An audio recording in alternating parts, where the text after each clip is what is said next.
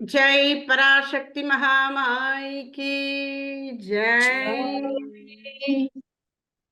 அன்னையினருளாலே பாரதியார் கவிதை அனுபவம் தொடரிலே இரண்டாவது பாடலாக இன்றைக்கு திருமதி முத்துஞானம் நீங்க உங்களுடைய அனுபவத்தை சொல்ல போறீங்க இல்லையாம்மா? ஆமாம்பா.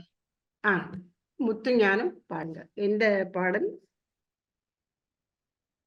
அம்பா தெய்வ பக்தி பாடல்கள்ல முருகன் பாட்டு அம்பா. வீர திருவிழி பார்வை.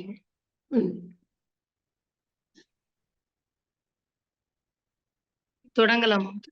சொல்லுங்க சொல்லுங்க, தொடங்குங்க. சரி. அனைவருக்கும் வணக்கம். அன்னையினுடைய திருவடிகளை பணிந்து திருவருள் வேண்டி அம்பா அவர்களை நமஸ்கரித்து சகோதரியர் அனைவருக்கும் பணிவான வணக்கம். இன்றைக்கு மகாகவி பாரதியினுடைய பாடலை நாம் சிந்திப்பதற்கு நமக்கு நம்முடைய சத்சங்கத்தின் வாயிலாக அம்பா அவர்களுடைய வழிகாட்டுதலின் பேரில் ஒரு வாய்ப்பு கிட்டி இருக்கின்றது. இன்றைய தினம் கந்த சஷ்டி திருவிழா மகோத்சவம் ஆரம்பமாகி இருப்பதனால் முருகப்பெருமான் மீது மகாகவி பாடிய பாடல்களில் ஒரு பாடலை நாம் இன்றைக்கு பக்தி செய்து சிந்திக்க இருக்கின்றோம். மகாகவியினுடைய பாடல்களில் தெய்வ பாடல்கள் அல்லது பக்தி பாடல்கள் என்ற ஒரு வரிசையில் இந்த பாடல் அமைய பெற்றிருக்கிறது. வீர திருவிழி பார்வையும் என்ற பாடல். இதில் 4 பத்திகள் இருக்கின்றன. இன்றைக்கு நமக்கு அமைய பெற்றிருக்கும் நேரத்தை பொறுத்து 2 பத்திகளை சிந்திக்க இருக்கிறோம். மகாகவி பாரதி என்றவுடன் ஒரு நற்சிந்தனைகள், நற்செயல்கள், இப்படி எல்லாவற்றிற்கும் அவரை நாம் முன்னுதாரணமாக எடுத்துக்கொள்ளலாம். இருப்பினும் ரொம்ப ஒரு சிறப்பான விடயம் அப்படி என்று எதை நம்ம சிந்திக்கலாம் அப்படின்னு ஒவ்வொருத்தரும் ஒரு மனதில் நினைக்கும் பொழுது, அப்படி நினைக்கும் பொழுதும் எதையும் தனித்து விட முடியாது. பல மேற்பட்ட மேன்மையான மகத்துவம் நிறைந்த சிந்தனைகளும் செயல்களும் அறம் சார்ந்துதான் நமக்கு நினைவில் வரும். இருப்பினும் அவற்றில் தலையாயதாக மகாகவியினுடைய வீரம், அவருடைய துடிப்பு, அவருடைய செயல்திறன், அவருடைய முயற்சி, தன்னம்பிக்கை, இவையெல்லாம் நமக்கு நினைவில் வரும்.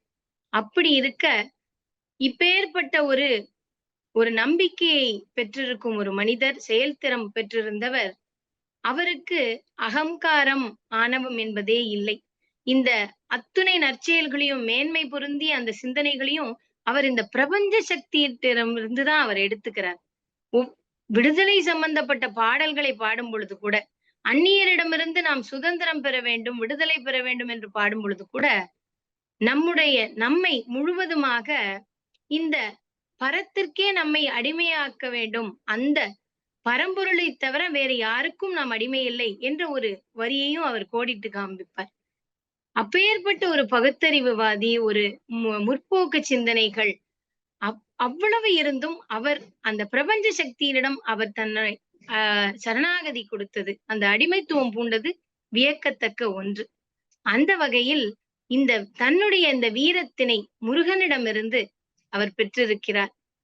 முருகப்பெருமானை பற்றி முதல் அடியிலேயே சொல்லும் பொழுதே, வீர திருவிழி பார்வையும் வெற்றி வேலும் மயிலும் என் முன்னின்றே எந்த நேரத்திலும் என்னை காக்குமே, அல்லும் பகலும் எல்லா சூழலிலும் அந்த முருகப்பெருமானுடைய அந்த வீர பொருந்திய அந்த திருவிழி, அந்த ஞான விழிகள், அவையே என்னுடைய பாதையில் என்னை செலுத்தும், எனக்கு அரணாக நிற்கும், அவனுடைய அந்த வெற்றி வேலும் மயிலும் என்னுடைய வெற்றிக்கு, நல்வழிக்கு வித்திடும், துணை நிற்கும் என்று பாடுகின்றார். அத்தகைய முருகப்பெருமான் அவனுக்கு யாரிடமிருந்து இந்த அருட்சக்தியானது கிடைக்கப் பெறுகின்றது? எந்த தெய்வ பாடல்களாக இருந்தாலும் மகாகவி அன்னையை பற்றி சொல்லாமல் இருக்கவே மாட்டார். அன்னை நீலி பராசக்தி தன் அருட்கரை ஓரத்திலே புனை கூடுதே. நாம் இந்த பிறவி பெருங்கடலிலிருந்து நீந்துவதற்கு தெப்பமாக அன்னையினுடைய தன் அருள், அவளுடைய அருள் நமக்கு கூடி நம்மை கரையேற்றுகின்றது. அப்பேற்பட்ட அன்னையினுடைய தவப்புதல்வனாக, மகனாக, அருட்சக்தியினுடைய ஒரு வடிவமாக, ஆற்றல் நிறைந்தவனாக முருகன் இருக்கின்றான். அவன் நமக்கு வெற்றியை அளிக்கக்கூடியவன். அந்த கந்தன் வெற்றியை எவ்வாறு அளிக்கின்றான்? ஊக்கத்தை என் உள்ளம் நாடுதே, மலைவாரத்திலே விளையாடுவான் என்றும் வானவர் துன்பத்தை சாடுவான். அவன் அவன் எப்படி முன்னுதாரணமாக இருக்கின்றான்? நாம் ஏன் வெற்றிக்கும் வீரத்திற்கும் ஊக்கத்திற்கும் கந்தனை நாடுகின்றோம்? அவன் தேவர்களை எல்லாம் அவர்களுடைய அந்த துயரத்திலிருந்து அவர்களை மீட்பதற்கு அவர்கள் முருகனை சரணடைந்தார்கள். அதனால் முருகப்பெருமான் தேவர்களின் தலைவனாக அவன் சேனாதிபதியாக இருந்து அவன் படைகளை எல்லாம் வழிநடத்தி சூரனிடமிருந்து அவர்களுடைய தொல்லைகளிலிருந்து தேவர்கள் இந்த உலக தோற்ற ஒடுக்கத்தில் அவர்கள் ஆற்ற வேண்டிய அந்த கடமைகளை சரிவர செய்வதற்கு முருகன் இந்த இயற்கை நியதியை நிலைநிறுத்துவதற்கு அவன் துணை புரிகின்றான். அவன் வெற்றி வாகை சூடுகின்றான், அசுரர்களை வெல்கின்றான். அப்படிப்பட்டவன் மலைவாரத்திலே அடிவாரத்திலே விளையாடுவானாம். இப்பேற்பட்ட ஒரு ஆற்றல் நிறைந்த ஆண்டவன் அவன் விளையாடுகின்றான் என்கின்றார் மகாகவி. இந்த நேரத்தில் கம்பராமாயணத்தில் கம்பர் கடவுள் வாழ்த்தில் சொல்லுவார், அழகில்லா விளையாட்டுடையார் அவர், அன்னவருக்கே சரணாவோம், தலைவர் அன்னவருக்கே சரணாவோம் என்று. அப்படி இறைவன் இந்த ஐந்தொழில்களையும் விளையாட்டாக அவனுடைய நிமித்தமாக புரிகின்றான். அத்தகைய இறைவன், அவனை நாடுவோம். அவன் வானவருடைய துன்பத்தை அவன் தீர்த்தது போல, அவர்களுக்கு துணை நின்றது போல நம்முடைய துன்பத்தையும் அவன் நீக்குவான், துடைப்பான் என்று நம்பிக்கை கொடுத்து அடுத்த 2வது பத்தியில் வேடர் கனியை விரும்பியே தவவேடம் புனைந்து திருகுவான் முருகன், தமிழ்நாடு பெரும்புகழ் சேரவே முனிநாதனுக்கு இம்மொழியை கூறுவான். அவன் பல வேடங்களை புரிந்தவன் முருகப்பெருமான், பல திருவிளையாடல்கள் புரிந்தவன். அப்படிப்பட்டவன் இந்த தமிழ்நாடு புகழ் பெறவே முனிநாதனுக்கு மொழி கூறுவான். தமிழ் மொழியில் இப்பொழுது சான்றாக இருக்கும் அந்த இலக்கண நூலானது தொல்காப்பியம். ஆனால் அதற்கு முன்னதாகவே அகத்திய மாமுனி குருமுனி அவர் அருளி செய்த அகத்தியம்தான் முதல் தமிழ் இலக்கண நூலாக இருந்தது என்று ஒரு செய்தி உண்டு. அப்படி அகத்திய மாமுனிக்கு அவருக்கு தமிழ் இலக்கணத்தை கற்றுக் கொடுத்தது முருகப்பெருமான், தமிழ் கடவுள் முருகன் என்று சொல்லும் வழக்கம் உண்டு. அப்படி அதனை நிலைநிறுத்தும் விதமாக தமிழ்நாடு பெரும்புகழ் சேரவே முனிநாதனுக்கும் இம்மொழி கூறுவான் என்று பாரதி கூறியிருக்கலாம். சுரர் பாடு விடிந்து மகிழ்ந்திட இருட்பார மலைகளை சீருவான். கிரௌஞ்ச மலையினை, அந்த கிரௌஞ்ச மலையாக இருந்த அந்த அசுரன், அவன் சூரபத்மன் அவனுடைய தம்பிமார்களை எல்லாம் அவர்கள் ஆட்சி புரிந்த அந்த மகேந்திரபுரியை அவன் காத்து வந்தான். அந்த மலையை, இருள் சூழ்ந்த அந்த மலைக்குள் அகப்பட்ட வீரபாகு முதலியான நம்முடைய முருகப்பெருமானோடு வந்த அத்துணை தேவர் லோகத்தை சேர்ந்த அத்துணை அவர்கள் அடியார்கள் எல்லாம், அந்த வீரர்கள் எல்லோரும் அந்த இருளிலே அகப்பட்டு கொண்டார்கள். அப்படி அந்த இருளலை விளக்கியது ஞானவேல். அந்த சக்தி வேல் அந்த இருளை விளக்கி அவர்களுக்கு வெற்றிக்கு வழிகாட்டியது. அப்படி நம்முடைய இடர்பாடுகளில் இருள் சூழ்ந்த நேரத்தில் எல்லாம் முருகனுடைய வேலானது சீறி வரும். இந்த மலை போன்ற பாரங்களை எல்லாம் அது தவிடுபுடியாக்கும். அந்த இருளிலே அஞ்ஞானத்திலே நமக்கு ஞானத்தை அது வழங்கும். மறையேடு எப்படி ஞானத்தை வழங்கும்? ஏனால் அவன் ஞானத்தையே போதித்த குரு முதல்வன் நம்முடைய முருகப்பெருமான். மறையேடு தரித்த முதல்வனும் குரு என்றிட மெய்ப்புகழ் ஏறுவான். நம்முடைய பிரம்மதேவருக்கு நான் ஓங்கார தத்துவத்தினுடைய பொருளை அவருக்கும் உணர்த்தியது முருகப்பெருமான் என்றும் நம்முடைய புராணங்கள் கூறுகின்றது. அதே போல அதை விளக்கும் விதமாக அருணகிரிநாத பெருமானும் திருப்புகழில் சிவனார் மனம் குளிர உபதேச மந்திரம் இரு செவி மீதிலும் பகரும் குருநாதா என்று முருகனை பாடியிருக்கின்றார். அப்படி குருவாக வீற்றிருக்கிறவன், அவன் ஞானத்தை போதிக்க கூடியவன். அதனால் இருளிலிருந்தும் மலை போன்ற பாரங்கள், அந்த பெரிய துன்பங்களிலிருந்தும் நம்மை ஞானவேல், முருகனுடைய சக்திவேல் நம்மை மீட்டெடுக்கும் என்றும் சொல்லி, அத்தகைய முருகன் மெய்ப்புகழ் ஏறுவான். அவன் மெய்ஞானத்திற்கு குருவாய் விளங்குபவன். அவன் மெய்ப்புகழ், உண்மையான நிலையான புகழை உடையவன். அவன் ஏறுவான் என்று மகாகவி இந்த 2வது பத்தியில் பாடியிருக்கின்றார். அம்பா இதோடு நிறைவு செய்யலாம். அன்னை அருளாலே நன்றிங்க. முருகப்பெருமானுடைய திரு அருள் ஆற்றல் திறத்தை பாரதியார் கண்டுள்ளபடி நமக்கு தெரிவித்துள்ளபடி சகோதரி எடுத்துரைத்தார். வீர திருவிழி பார்வையும் வெற்றிவேலும் மயிலும் என் முன்னின்றே எந்த நேரத்திலும் என்னை காக்குமே என்று எல்லா பக்தர்களும் உணர்கிறார்கள். முருகப்பெருமானுடைய திருவருள் ஒவ்வொரு கணமும் என்னை காக்கின்றது. நாம வழிபடக்கூடிய தெய்வம் எந்த வடிவில் இருந்தால், அது முருகனோ கணபதியோ சக்தியோ சிவனோ விஷ்ணுவோ எந்த வடிவில் இருந்தாலும் அது என்ன செய்கிறது? எப்பொழுதும் எந்த நேரத்திலும் என்னை காக்குமே. அந்த உறுதி நமக்கு உள்ளத்துல வாழ்க்கையில ஏற்படணும். அந்த ஒரு பக்தியினுடைய பூரண நம்பிக்கையை இங்க சொல்றார். அது முருகப்பெருமான்ங்கிறதுனால வேலும் மயிலும் வந்து காக்கிறதாம். முருகன் தனக்கு முன்னால் அவங்களை அனுப்பிச்சுட்டாராம், வேலையும் மயிலையும். அன்னை நீலி பராசக்தி தன்னருள் கரையோரத்திலே உடை கூடுதே. என்னை வாழ்க்கை கடலை கடப்பதற்கு எனக்கு இறைவன் திருவருளாக அன்னை பராசக்தியின் அருளை சேர்த்து கொண்டு என்னை காத்து வருகிறான். மலைவாரத்திலே, அடிவாரம் சொல்றோம் இல்லையா, மலை அடிவாரம், அது மாதிரி வாரம்னு ஒரு பக்கம், ஒரு சாரல், அந்த மலை பக்கத்திலே அவன் விளையாடுகிறான். அவன் ஒவ்வொரு அடி எடுத்து வைக்கும் போது இந்த குன்றிலிருந்து அந்த குன்றுக்கு கால வைக்கிறானா, அப்படி மலைவாரத்திலே விளையாடுகிறான். அவன் என்ன செய்கிறான்? வானவர் துன்பத்தை சாடுவான். தேவர்களுடைய துன்பத்தை போக்குவதற்காகவே அவனை, அதாவது அசுரர்கள், தேவர்களும் அசுரர்களும் வேற யாரும் இல்ல, சித்தி பையன் பெரியம்மா பையன்தான், அண்ணன் தம்பிகள் தான். ஒண்ணு விட்ட அண்ணன் சொல்லுவோம்ல, அந்த மாதிரி. தேவர்களுடைய தாயார் அதித்தி, அசுரர்களுடைய தாயார் திதி. அவங்க 2 பேரும் அக்கா தங்கைகள், திதி அதிதி அக்கா தங்கைகள். ஆனா அவங்களுக்குள்ளேயும் சண்டை வரும். அது மாதிரி இந்த பிள்ளைகளும் ஒருத்தருக்கு ஒருத்தர் எப்பவும் சண்டை போட்டுக்கொண்டு தலைவலியாவே இருக்காங்க. அப்போ தேவர்கள் எல்லாம் அடி வாங்கிக்கிட்டே தான் வராங்க. எப்ப பார்த்தாலும் அவங்களுக்கா திருப்பி அடிக்கிறதுக்கு இந்த அசுர பசங்க அளவுக்கு தைரியம் இல்லை. அதனாலதான் எப்பவுமே நாம பாக்குறோம், இந்த தெய்வங்கள்லாம் தேவர்களுக்கு சப்போர்ட்டாவே போகுது. கொஞ்சம் நோஞ்சானாவும் கொஞ்சம் நல்லவனாவும், அதே சமயம் ஆசை உள்ளவர்கள், அனுபவிக்கணுங்கிற ஆசை இருக்கு, செயல்படுவதற்கான அந்த பெரிய வீரம் எல்லாம் இல்லை, பாவம் போல இருக்கானே அப்படின்னு அவர்களுக்கு சப்போர்ட் பண்ற மாதிரி இருக்கு. அதனால இந்த தேவர்கள் எப்ப பார்த்தாலும் அடி வாங்கிட்டு வராங்களேன்னு சொல்லி எல்லாரும் சேர்ந்து சொல்லவும், சிவபெருமான் என்ன பண்ணிட்டார்? இந்தவர் இவர்களுக்கெல்லாம் ஒரு சேனாதிபதியா, இவங்களுக்கு வீரம் பத்தல் இல்லை, அந்த வீரத்தை ஊட்டும்படியா வீரக்கடவுளாகிய நீ இவர்களுக்கு தேவ சேனாபதியாக விளங்குகன்னு சொல்லி அவருக்கு அந்த பணியை கொடுக்கிறார். யாருக்கு? தன்னுடைய பிள்ளையாகிய கார்த்திகேயனுக்கு. அம்மா பராசக்தி தன்னுடைய சக்தியெல்லாம் திரட்டி எடுத்து ஒரு வேலாக கொடுக்கிறாள் கையில். சக்தி வேல் அவர் கையில இருக்கு.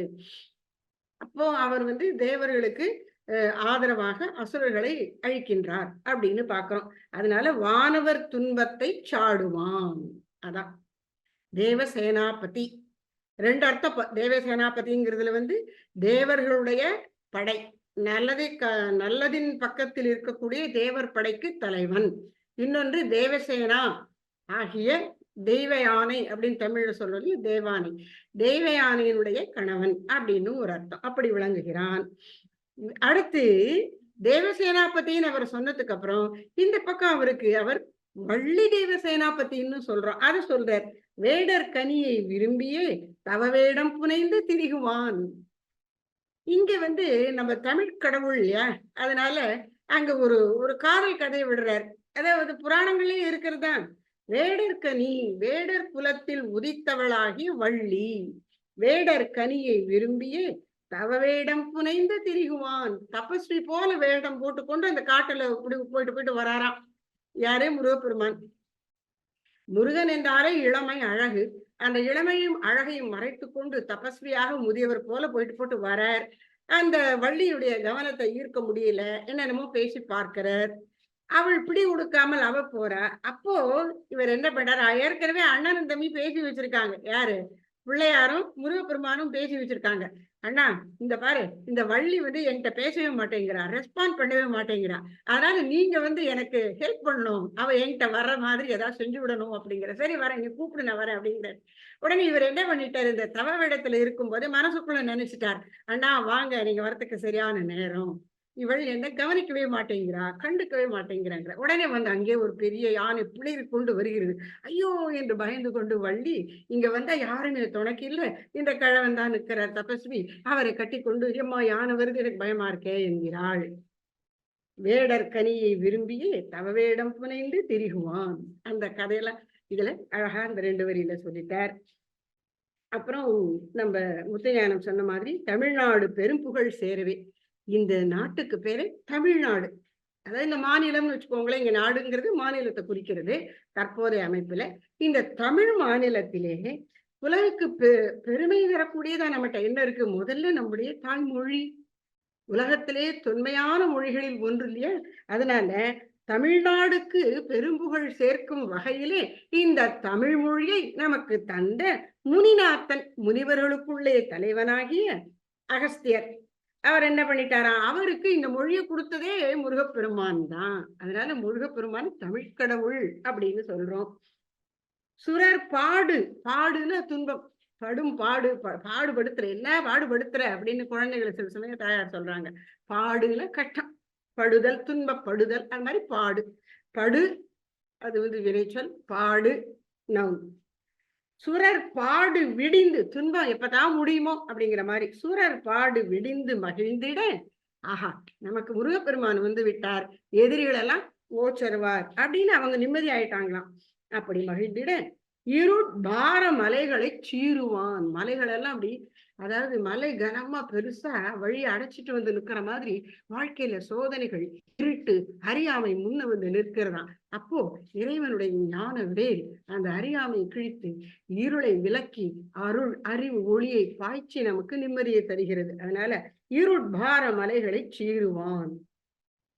மறையேடு தரித்த முதல்வனும் என்று பிரம்மாவை விவரிக்கிறார். பிரம்மா வந்து சரஸ்வதி தேவி மாதிரி அவரும் தாமரை மலர்ல தான் வீற்றிருக்கிறார்.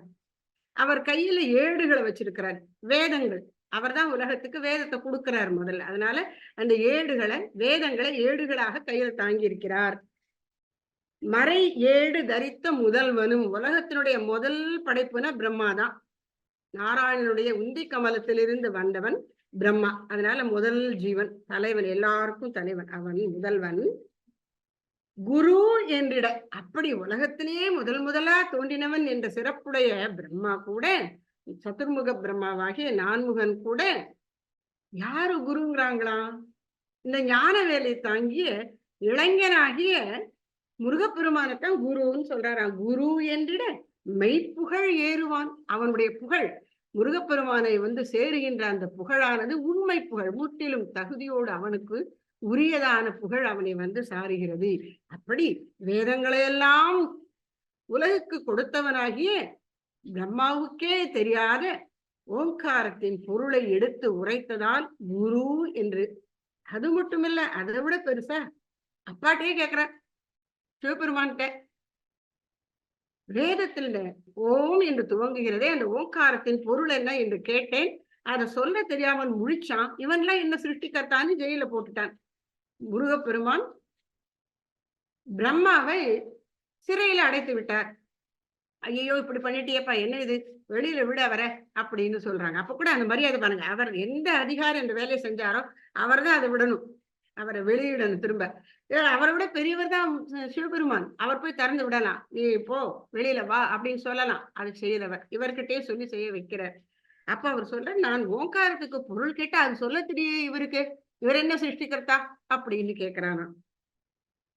அப்படி அப்போ அந்த ஓங்காரத்தினுடைய பொருள் நீ சொல்ல எனக்கு என்று சிவபெருமான் கேட்க, அவருக்கு தெரியாதது இல்லை, ஆனாலும் கேட்கிறார். என்ன, தந்தைக்கும் தன்னுடைய மகன், தன்னுடைய பிள்ளை ரொம்ப தன்னை விட, தாய்க்கு வச்சுக்கோங்க அதே மாதிரிதான் தந்தைக்கும், தன்னை விட இவன் அறிவாளி என்று தெரிஞ்சா சந்தோஷம் தானே. அதனால நீ சொல்லேப்பா எனக்கு ஓங்காரத்தினுடைய பொருளை அப்படின்னு. அதெல்லாம் நான் சும்மா சொல்லிட முடியுமா? குரு மேல ஆசனத்துல உட்கார்ந்து இருக்கணும், சிஷ்யன் கீழே பணிவா உட்கார்ந்து இருக்கணும், அப்படி உட்கார்ந்தா இருந்தாதான் நான் சொல்லுவேன் அப்படிங்கிறான். சரிப்பா அப்படின்னு சிவபெருமான் அப்படி மண்டி போட்டு உட்கார்ந்து சிறுவனாகிய முருகனை அப்படி இடுப்புல தூக்கி வச்சுட்டு எனக்கு சொல்லுப்பா அப்படிங்கிறது. அந்த குழந்தை இவருடைய தலையும் அந்த குழந்தையோட தலையும் பக்கத்துல வருது. அவர் காதுல ஓதுகிறான் பொருளை என்று சுவாமிநாதனாக அவரை சொல்லுகிறோம். அப்படி முருகப்பெருமான் குரு என்ற பெயருக்கு முற்றிலும் தகுதி வாய்ந்தவனாக, குருமூர்த்தியாக ஞானத்தை வழங்குகின்ற ஞான வள்ளலாக விளங்குகிறான் அப்படின்னு இந்த 2 பாடல்கள்ல இன்றைக்கு நாம பார்த்தோம். வாய்ப்பு கிடைக்கும் பொழுது மீதியை பார்த்தனா இவ நீங்க சொல்லலாம்னா இதையும் சொல்லலாம். எப்படிமா? மீதி 2 பாடலையும் சொல்லிடலாமா? சரிம்மா. தேவர் மகளை மணந்திட தெற்கு தீவில் அசுரனை மாய்த்திட்டான். இப்படி மெய்ப்புகழ் வாய்க்க பெற்ற ஞானமாகவே விளங்கும் முருகப்பெருமான், அவன் நம்முடைய அம்பா அவர்கள் இப்பொழுது நமக்கு வழிகாட்டியது போல தேவ சேனாதிபதியாக தேவலோகத்தில் உள்ள வீரர்களை எல்லாம், வீரபாகு தலைமையிலான அந்த படைகளை எல்லாம் வழிநடத்தி தெற்கு தீவில், அதாவது மகேந்திரபுரியானது தெற்கு பக்கத்தில் அமைய பெற்றிருக்கிறது என்று ஆராய்ச்சியாளர்கள் சொல்லுவார்கள். அப்படிப்பட்ட அந்த சூரபதுமன், அவனுடைய தம்பிமார்கள், அவர்கள் ஆட்சி புரிந்த அந்த தெற்கு தீவில் அவர்களை மாய்த்திட்டான். முருகப்பெருமான் தேவசேனாதிபதியாக வீற்றிருந்து தேவருடைய மகளாகிய தேவசேனையை மணந்தான். மக்கள் யாவருக்கும் தலையாயினான். அவன் மூவுலகுக்கும் அவன் முதல்வனாகினான். விண்ணுலகம், மண்ணுலகம் மற்றும் பாதாள உலகம், இப்படி உலகத்திற்கும் அவன் தலைவனாகின்றான். தேவசேனாதிபதியாக வீற்றிருக்கின்றான். இந்த பூவுலகிலே வந்து மலைவாரத்திலே எல்லாம் விளையாட்டாக தவவேடம் புரிந்து பல திருவிளையாடல்கள் புரிந்து வள்ளி நாச்சியாரை, வள்ளி பிராட்டியை, அவளையும் மணந்து இந்த பூவுலகத்தில் உள்ள ஆன்மாக்கள் அனைவருக்கும் தலைவனாக, ஞானத்தை வழங்குபவனாக, அந்த ஆன்மாக்களை எல்லாம் இந்த பிறவிக் கடலிலிருந்து மீட்டெடுக்கும் ஒரு சக்தியாக முருகன் தலைவனாக வீற்றிருக்கின்றான். மறை அர்த்தம் உணர்த்தும் நல்வாயினான். மறைகளை, அந்த மறைகள் உணர்த்தும் அந்த ஞானத்தை, தர்மத்தை, அவற்றை நமக்கு புரியும்படி சொல்லும் உணர்த்துபவனாகின்றான். தமிழ் பாவலருக்கு இன்னருள் செய்கின்றான். அவன் தமிழ் கடவுள் முருகன். அவன் தமிழ் பாவலர்களுக்கு, புரவலர்களுக்கு, புலவர்களுக்கு அனைவருக்கும் அவன் இன்னருள் செய்கின்றான். இந்த நேரத்தில் நாம் திருமுருகாற்றுப்படை நமக்கு கிடைத்த அந்த ஒரு வரலாறு, அந்த புராணமும் இதை ஒட்டியே அமைந்திருக்கின்றது. நக்கீரர் பெருமான் அவர் ஒரு இடத்தில் அனுஷ்டானம் செய்யும் பொழுது அவருடைய சிந்தையானது அதிலிருந்து சிறிது விலகிய அந்த ஒரு தருணத்தில் அங்கே இருந்த ஒரு பூதமானது அவரையும் ஒரு குகைக்குள் அடைத்து வைக்கிறது. அவருக்கு முன்னராகவே 999 அவரை போன்ற புலவர்களை எல்லாம் அது அடைத்து வைத்திருக்கின்றது. அந்த நேரத்தில் நக்கீரர் பெருமான் முருகப்பெருமானை அவர் பாடுகின்றார், பாடி வணங்குகின்றார். அந்த நேரத்தில் முருகனுடைய அந்த சக்தி வேலானது அந்த புலவர்கள் அடைபட்டிருக்கும் அந்த குகையை, மலையை பிளந்து அவர்களை காப்பாற்றுகின்றது. அப்படி இந்த தமிழ் பாவலர்களுக்கெல்லாம் இன்னருள் செய்யும் தமிழ் கடவுள் முருகனாக அவன் வீற்றிருக்கின்றான். இந்த பாரி அறமழை பெய்குவான். இந்த பாரி வல அறமழை பெய்குவான். நெஞ்சின் ஆவல் அறிந்து அருள் கூட்டுவான். நித்தம் ஆண்மையும் வீரமும் ஊட்டுவான். என்றென்றைக்கும் நமக்கு துணையாயிருப்பான். நம்முடைய துன்பங்களை துடைத்திருவான். இருளை விளக்குவான். ஞானத்தை புகட்டுவான். அதனால் நமக்குள்ளே ஒரு ஆண்மையையும் வீரத்தையும் என்றென்றைக்கும் ஒரு தெளிவான சிந்தனையையும் அவன் நெஞ்சின் ஆவல் அறிந்து அருள் கூட்டுவான்.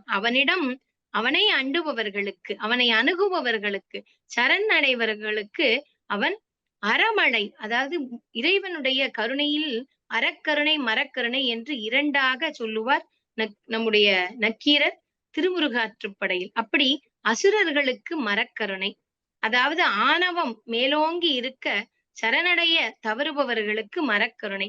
அதே சமயத்தில் இறைவனுடைய அன்பை புரிந்து கொண்டு அவனிடம் சரணாகதி அடைபவர்களுக்கு அறக்கருணை. அப்படி அறமழை பெய்குவான். நெஞ்சில் ஆவல் அறிந்து அவன் அருளை கூட்டுவிப்பான். அவன் அருளை கூட்டுவிக்கும் பொழுது மனிதர்கள் இன்ப துன்பங்களை அனுபவிக்காது இறைவனை அனுபவிக்கும் ஒரு அந்த நிலையை அடைவார்கள். அந்த நிலையில் ஆண்மையும் வீரமும் அவன் ஊட்டுவான். தீ வளர்த்தே பழவேதியர் நிந்தன் சேவகத்தின் புகழ் காட்டினார். முருகப்பெருமான் யாருக்கெல்லாம் அருள் புரிவான்? மூவுலகுக்கும் தலைவன். அதனால் எல்லா உயிர்களுக்கும், பல்லுயிர்களுக்கும் அவன் தலைவனாகின்றான். வேள்வி வளர்க்கும் வேதியரை அவன் காக்கின்றான் என்பதை இந்த அடியில் சொல்லுகின்றார் மகாகவி. ஒளி மீ வளரும் செம்பொன் நாட்டினார் நிந்தன் மேன்மையினால் அறம் நாட்டினார். மேன்மையினால் அறத்தை நாட்டினார். ஐயா ஐயனே, நீ வளரும் குரு வெற்பிலே, வெற்பு என்பது மலை, வந்து நின்று நின் சேவகம் பாடுவோம். குன்றுதோறும் வீற்றிருப்பவன் குமரன். அப்படி அவன் வீற்றிருக்கும் குன்றிலெல்லாம் வந்து அவனை பாடி பக்தி செய்து உனக்கு சேவகம் புரிவோம், பாடுவோம். வரம் ஈவாள். அப்படி முருகனை வழிபட்டால் நமக்கு வரம் ஈவவள் யாராக இருக்கின்றாள்? அந்த பராசக்தி அன்னைதான். உங்கள் இன்னருளே என்று நாடுவோம் என்று இந்த பாடலை நிறைவு செய்கின்றார் மகாகவி பாரதி. அப்படி முருகனை நாம் வழிபடும் பொழுதும் நமக்கு அருள் புரிவது சக்திவேலை அவனுக்கு வழங்கிய பராசக்தி. அவள்தான் இந்த பிரபஞ்சத்திற்கே அன்னையாக வீற்றிருக்கின்றாள். அருள் ஆற்றல் சக்தி என்றாலே அது அவள்தான். அவளுடைய இன்னருளையே நாம் என்றும் நாடுவோம். அப்பொழுது நமக்கு நம்முடைய திண்மையான வலிமையான துன்பங்கள் கூட பொடி பொடி ஆகிவிடும். அவளுடைய இன்னருள் என்றென்றைக்கும் நிலையான பேரன்பத்தை நமக்கு தரும். அத்தகைய அந்த அருளினை நாம் நாடுவோம். முருகனின் திருவடிகள் பணிந்து அவனுடைய அந்த ஞானத்தினை உணர்ந்து பராசக்தியின் திருவடிக்கு அடிமை பூணுவோம் என்று இந்த பாடலை நிறைவு செய்கின்றார். நன்றி கம்பி. நன்றி, ரொம்ப அழகா சொன்னீங்கம்மா. மைந்தன் முருகனை வணங்குவோருக்கு அன்னை பராசக்தியின் அருள் தப்பாது கிட்டும் என்று இங்கே உறுதியாக சொல்லுகிறார் பாரதியார். என்ன, பாரதியார் சக்தி மைந்தன், சக்தி தாசன். அதனால அவருக்கு எல்லாம் அம்பாள் தான். அதனால அம்பாளுடைய பிள்ளை, தாயை போல பிள்ளைங்கிற மாதிரி முருகன் அம்பாள்ல இருந்து வேறுபட்டவர் இல்லை. அதனால நாம என்ன பார்க்கிறோம் அப்படின்னா, ஷண்மத்தம் அப்படின்னு சனாதன தர்மத்தை 6 பிரிவுகளை வைச்சா கூட சைவம், சாக்தம், காணபத்தியம், கௌமாரம். சைவம் என்பது சிவனை முழுமுதற் பொருளாக வணங்கக்கூடிய இந்து மதத்தினுடைய உட்பிரிவு. சாக்தம் என்பது சக்தியை முழுமுதற் பொருளாக பிரம்மமாக உணர்வது. காணபத்தியம் என்பது கணபதியை வணக்கத்துக்குரிய முழு முதல் தெய்வமாகிறான். கௌமாரம் என்பது குமர கடவுளை அப்படி சொல்லுவது. உண்மையில இந்த 4ம் ஒண்ணுதான். ஒரு குடும்பம்னு நம்ம பார்க்கிறோம் இல்லையா, சிவ குடும்பம். அந்த சிவனாருடைய அந்த குடும்பத்தில பார்வதி பரமேஸ்வரன் 2 பேரும் அம்மையப்பராக இருக்க அருட்செல்வர்களாக இவர்கள் இருவரும் இருக்கிறார்கள். நம்முடைய சுவாமி சித்வானந்த மகாராஜ் அவர்கள் கூறுவார்கள், குமார கணநாத்தாம்பா அப்படின்னு அம்பாளுக்கு ஒரு பேர். குமரனும் கணநாதனாகிய கணபதியும் அவளுடைய பிள்ளைகள்.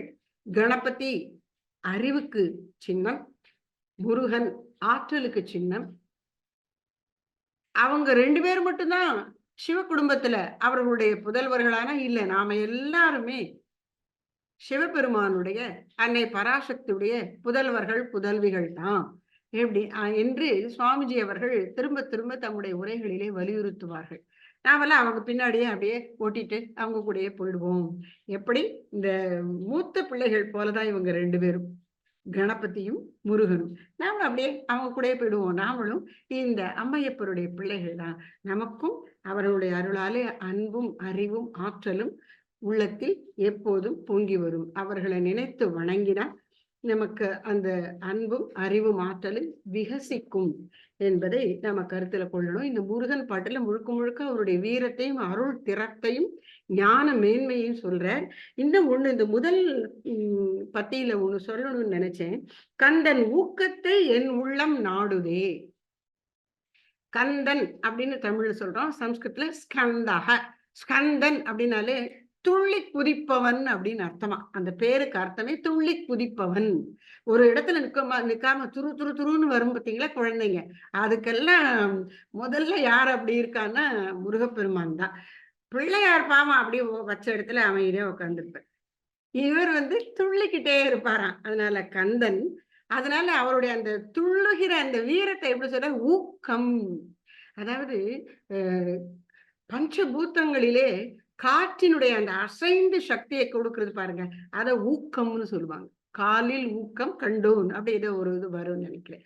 அந்த பஞ்சபூத்தங்கள்ல வாயு அல்லது காற்றினுடைய செயல்பாடு எப்படி இருக்கு, அந்த அசைவை வந்து ஊக்கம்னு சொல்றோம். அது மாதிரி அந்த அசைவு, திறம், ஆற்றல் அதுக்கெல்லாம் இருப்பிடமாக முருகப்பெருமான் இருக்கிறான். அதனால எடுத்தெடுப்பிலே வீர திருவிழி அப்படின்னு சொல்றார். அவர் கண்கள்ல அந்த வீரம் கொப்பளிக்கிறது. அச்சமே அறியாத அந்த பெருவீரம்.